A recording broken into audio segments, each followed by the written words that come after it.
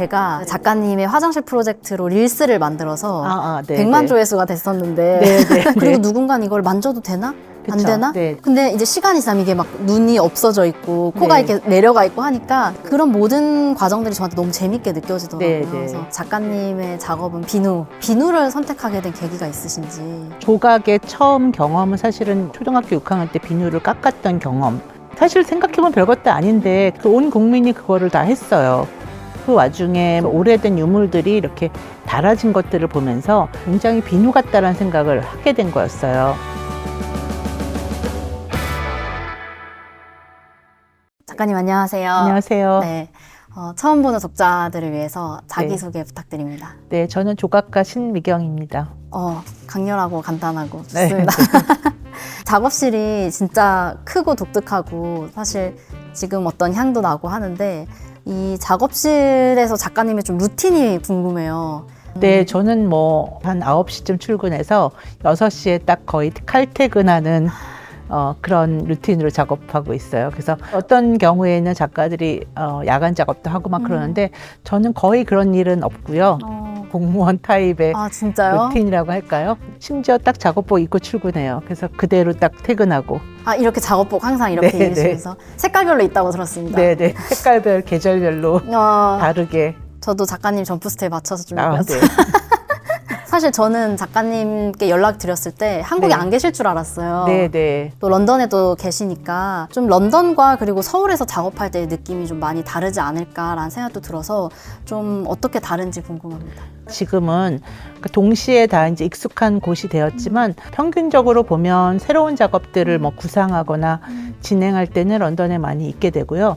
이제 그거를 또 확장적으로 제작을 많이 하게 되거나 뭐 큰 전시를 하게 될 때 이제 한국 작업실에 작업하게 되고 그래서 사실 올해 이제 일정들이 한국에 굉장히 많이 몰려 있어서 한국에 많이 있게 됐어요.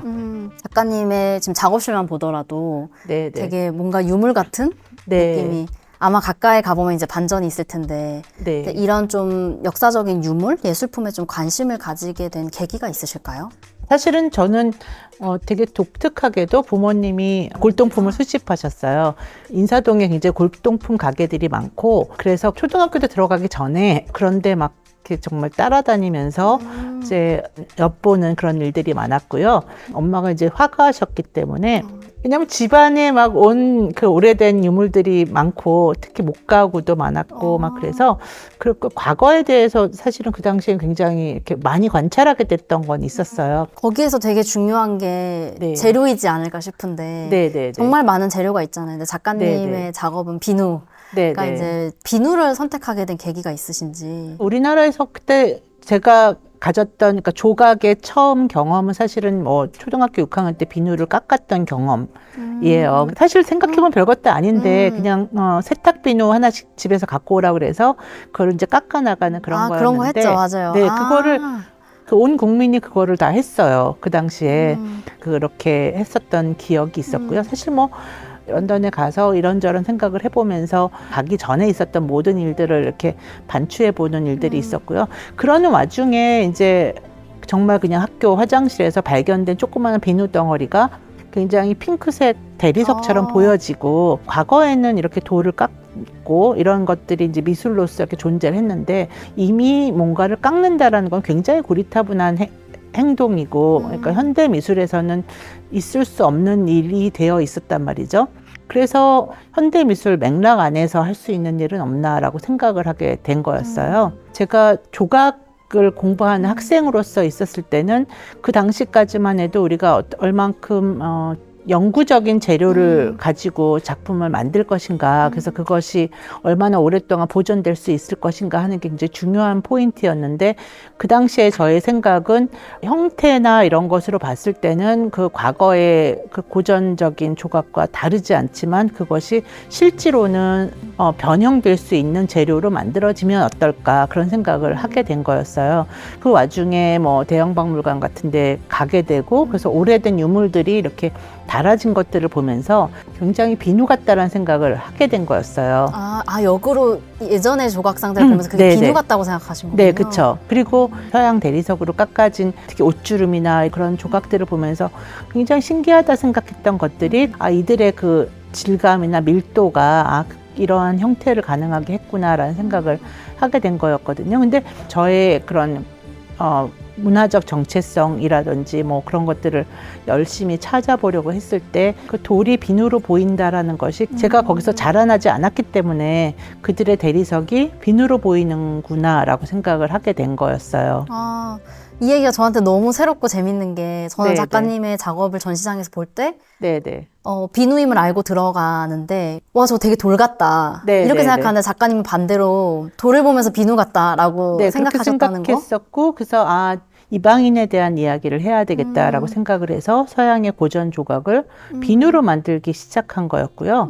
그리고 또 굉장히 공교롭게도 조각을 처음 공부했던 그 방식이라는 게 서양 조각을 그대로 따라서 만드는 거였단 말이죠. 네. 그래서 그 기법을 그대로 이용을 해서 정말 똑같으면서도 전혀 다른 그런 것을 보여주려고 한 거고, 제가 그 당시에 영국에서 만나지는 다른 젊은 예술가들과 분리시키는 어떤 변별하게 만드는 어떤 행위로서 굉장히 적절하다라고 생각했던 거였어요.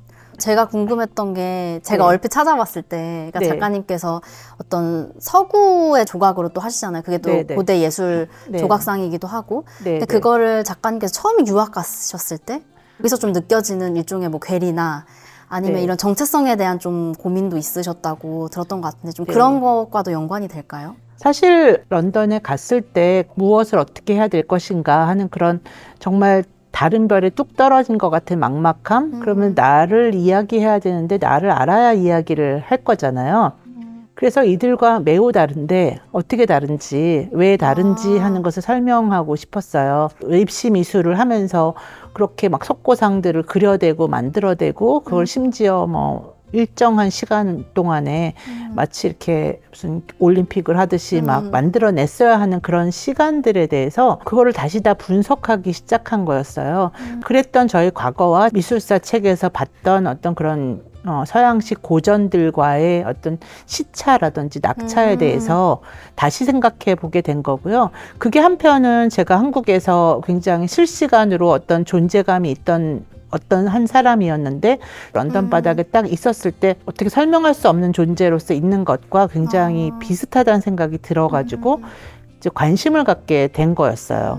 작가님의 작업이 비누이다 보니까 저는 되게 향긋하다라는 매력도 있고 네네. 시간이 지나면 또 어떻게 될까라는 그쵸. 호기심도 있고 한데 네네. 사실 비누라는 매체가 굉장히 고난이도 네네. 미디엄이지 않을까라고 생각을 하거든요. 네네. 작업실에 와서 이제 저기 끝에서 비누를 녹이신다고 했는데 네네. 저것조차도 만만치 않아 보였고 국내에서는 비누 전문가이지 않을까 저는 생각을 하는데 좀 작가님께서 네. 생각하시는 비누의 좀 독특함이나 매력 혹은 작업하면서 더 알게 되는 그런 점이 있었나요? 네, 하면서 정말 이거는 뭐 어떻게 만드는지를 누구에게 물어볼 수 있는 일도 아니었는데 그냥 한 발 한 발 이렇게 스스로 이제 찾아 나가서 이제 여기까지 오게 된 거였는데요. 맨 처음에는 정말 그냥 세수비누를 많이 사다가 그걸 가지고 이제 이런 방식 저런 방식으로 깎아보다가 보니까 그 깎아진 가루들이 물에 이렇게 섞이게 되면 굉장히 끈적끈적하게 되는 거예요. 그래서 제가 이거를 갈아가지고 물이랑 섞으면 약간 점토처럼 되는구나를 알게 돼요. 그래서 이제 처음에 한 5년간을 작업을 그렇게 했고요. 그러고 나서 이거는 이 방법으로 할 수 있는 거는 대부분 다 한 것 같다. 이제 뭔가 다른 거를 해야겠다라고 생각할 즈음에 몰드를 네. 가지고 캐스팅할 수 있는 비누를 알게 되면서 이제 이게 또 국면이 바뀌게 돼요. 네, 한 번에 전환이 생긴 거네요. 그렇죠. 한 네, 번에 전환이 네. 생겨서 그 당시에는 점토처럼 만든 비누로는 뭐 한 점 만드는데 뭐 5개월, 6개월씩 걸리던 거를 캐스팅을 하게 되니까 정말 몰드 하나에서 작품 하나가 이렇게 쏙쏙 나오게 네. 되니 한 개 한 개당의 어떤 가치가 아. 굉장히 옅어지는 거죠. 그래서 마치 우리가 플라스틱 바가지를 떠내듯 유일무이함이 훨씬 더 떨어진다라는 생각을 하게 되면서 여러 개 나온 작업들을 가지고 화장실 프로젝트를 시작하게 돼요. 그래서 화장실에서 이제 그게 놓여져서 뭐 장식성도 있고 기능성도 있고 그리고 관객들이 참여하게 되는 어떤 그런 프로젝트가 시작이 되고요.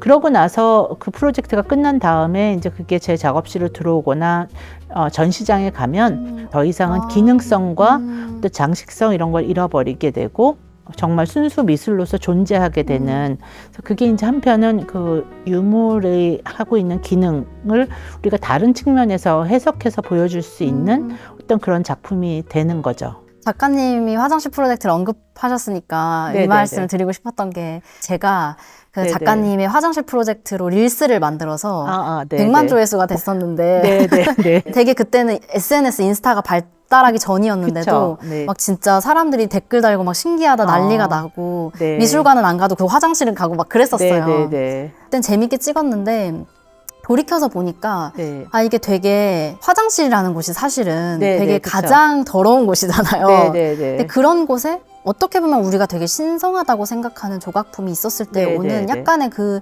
교차되는 감정들 네, 그게 네. 순식간에 일어나면서 네. 그리고 누군가는 이걸 만져도 되나?